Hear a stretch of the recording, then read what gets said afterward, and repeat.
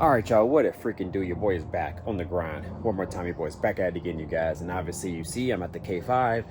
I just wanted to change it up, you guys. I've been working on this Chevelle for so long, giving you Chevelle content. This has been kind of sitting here just waiting for me to work on it. So I figured, you know what? I can kind of start the tear down process on it, which means just taking off all the burnt wires and hoses and stuff like that. If you guys don't know or don't remember, the K5 caught fire, so that's why you haven't seen it on the channel. Since the fire, the insurance company took care of us on the settlement. We settled. I was able to keep the K5, and then now it's sitting here. So really doesn't look that bad. I'll flip the camera around and show you guys kind of what's up on it, but I just really wanted to kind of change things up a little bit. It really shouldn't take me that long to take off a lot of the burnt wires and hoses and you know, whatever else is that needs to be replacing. So I'm going to go ahead and kind of do that now. And while I'm doing that, kind of investigate a little bit at the same time as well. I honestly really don't know where the fire came from. I'm thinking it's fuel related, but it could have been electrical. So I don't really know, but I'll flip this camera around and kind of show you my thoughts on it. And then we're going to go ahead and kind of just take off things that don't need to be here. I am not going to clean up this engine bay, or I'm just gonna leave it, you guys.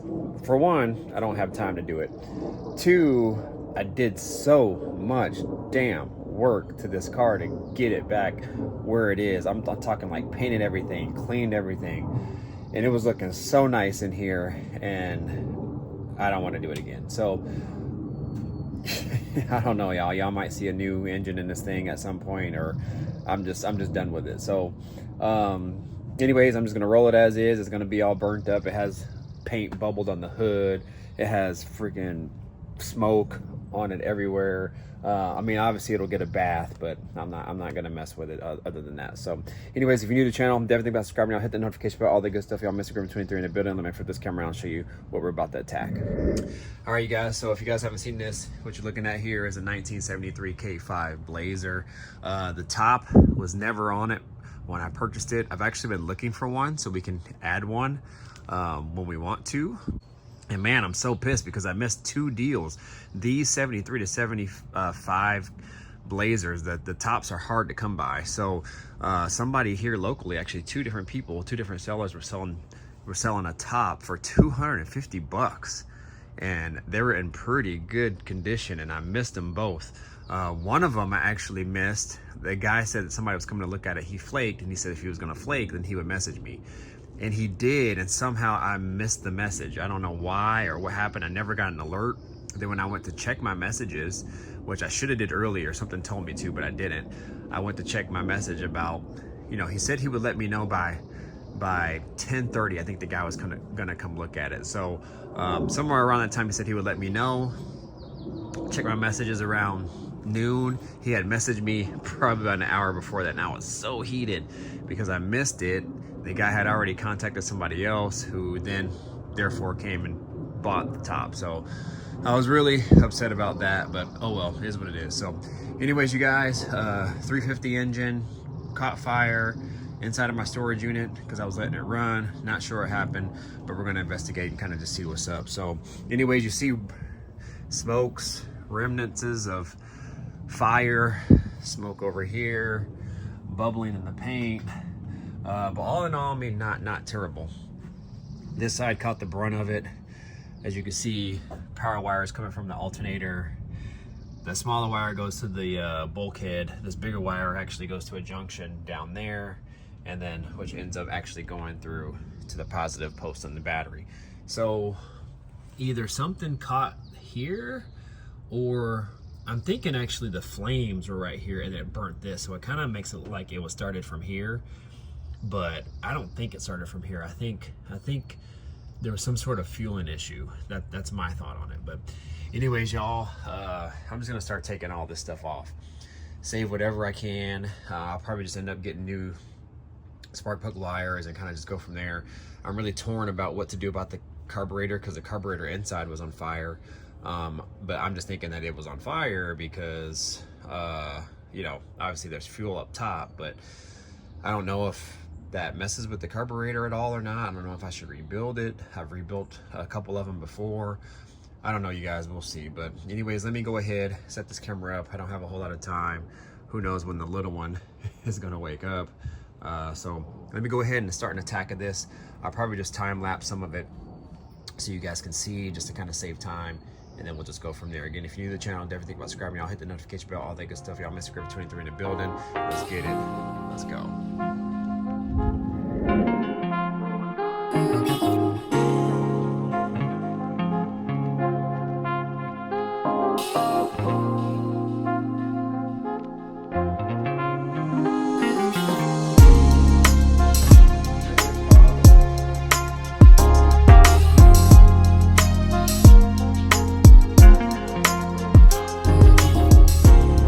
All right, y'all, so I think I found the culprit. I'm pretty dang sure this is probably the issue.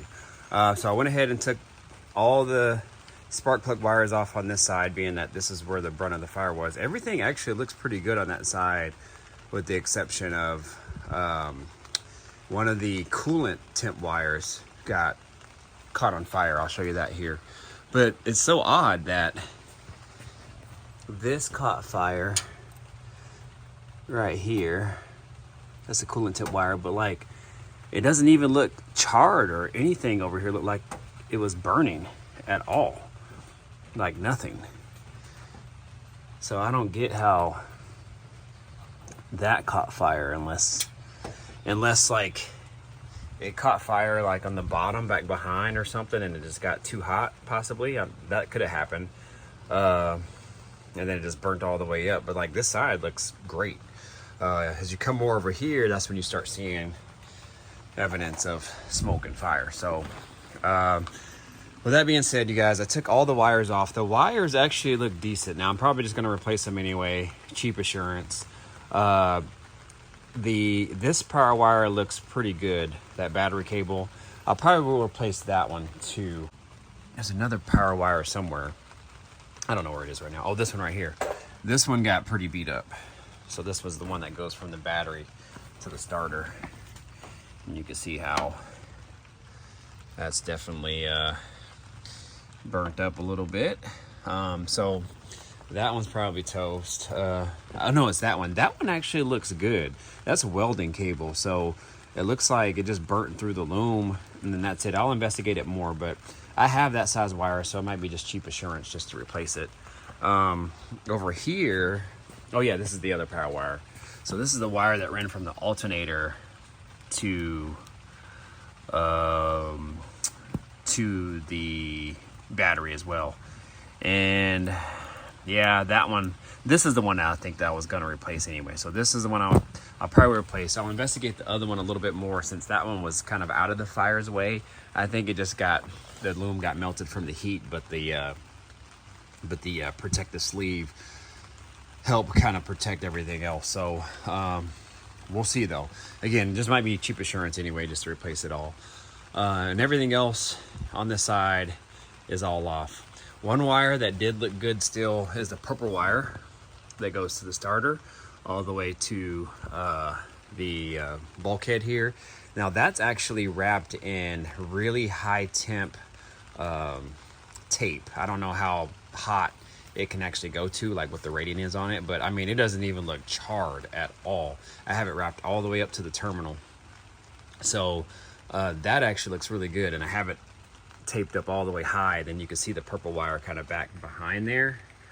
I don't know if you can kind of tell. So where my finger is right there, it kind of goes up back behind there, and that actually looks pretty good. So I don't know, we'll see about that. But this wire here, so this is the power wire that basically supplies power to the bulkhead inside. So pretty much all the internals of the wiring and everything inside of the car. That one's toast. So let's see if I can let it focus. Yeah, so that one's toast. Pretty much gonna have to replace that one for sure, which kind of sucks because I think this one takes a bigger, I could probably just cut it down and solder it in. This one I think takes a bigger terminal here, so I probably could just cut it down and just resolder some thick wire in there. But let me show you what I think the cause of it all is. So I am pretty sure that it started on this side. I was pretty certain that it was fuel related. I really don't think there's anything wrong with the carburetor, to be honest. But as you guys remember that wire that I just showed you there was burnt and basically connected to that wire. And I think it was just because of the plastic and everything kind of burnt together, so it was stuck together, so it kind of made it look like it came from that wire. But what I think sparked it all was heat and fuel. And this is it right here. So this is a fuel wire. So it comes from the fuel pump, comes all the way up here, feeds it into the carburetor. If you look right here, watch this. See how loose it is? Now I can pull it. See that? I can pull it. So basically, if this wasn't there to kind of stop it, I could probably pull it all the way off. I could probably pull it off if I pulled hard enough. So probably what's happening was it was getting fuel. It's kind of like a bar bend fitting here. It was probably leaking through this point where the barb is and through the hose, and probably leaking down. And then heat and everything probably got too hot. Probably sparked it. And I would imagine, this is my thought, because the fuel went all the way down to the floor, and then I had cardboard under it, which is highly flammable, and if there was any oil or any fuel on the cardboard, it's definitely going to catch fire. So what I'm thinking is the fuel probably didn't catch fire right away. It probably just ran down the side, kept running down the side until it got hot enough. Finally, something along the way sparked it, whether if it was wiring or heat or what have you. Then it just caught fire. So that would make sense because everything is on this side. I'm pretty much for certain that that's the culprit. Now, whether I didn't tighten that or not, I don't know. I'm usually pretty good about that stuff, but things can be missed. I hate these clamps. I hate these styles clamps. I used them on here because, the fuel pressure only here, I think only runs like 6 to 8 PSI. So they don't really need fuel injection clamps, but that's why I just really dislike these clamps, you guys. They come loose over time. It probably just had a little bit of vibration if I didn't tighten it all the way, and it just came loose. So I probably will put a fuel injection clamp on that just in case, just for added assurance. So what I'm going to do is take off this hose. I'll probably go ahead and leave that down there. Maybe just replace the clamps, but these are on pretty damn tight. So I'll probably just get a new fuel line. And I don't think I have any more spark plug wires. I'll double check and kind of see. I really didn't care for how those wires were routed anyway. They kind of were routed up and over, but I might run them like I have over here, just to kind of get them away from the heat the best as possible. So you see kind of have these routed like that. So I might go ahead and do that as well too. But today's task is just to kind of get all the messed up wiring out of here, and then just kind of go from there. I will probably have to lift up the truck at some point. I don't know if I have time to do it now, if my son continues to sleep, maybe, just to kind of see what the fire maybe did to anything under there. Is there any wires under there that got burnt that I know of? I know the TV cable, or the kickdown cable, goes from that bracket over there down to the transmission. So that looked a little bit charred, but it is a hard plastic, and then there's cable inside of there. So as long as the casing and the cable covering, plastic covering on it is good, I'll probably just leave it. Everything else I think is hard lines. There is a couple hoses down there that I have union together from hardline to hardline for the fuel. I'll take a look at those too, but luckily they're kind of inside the channel, so hopefully they didn't get a lot of heat.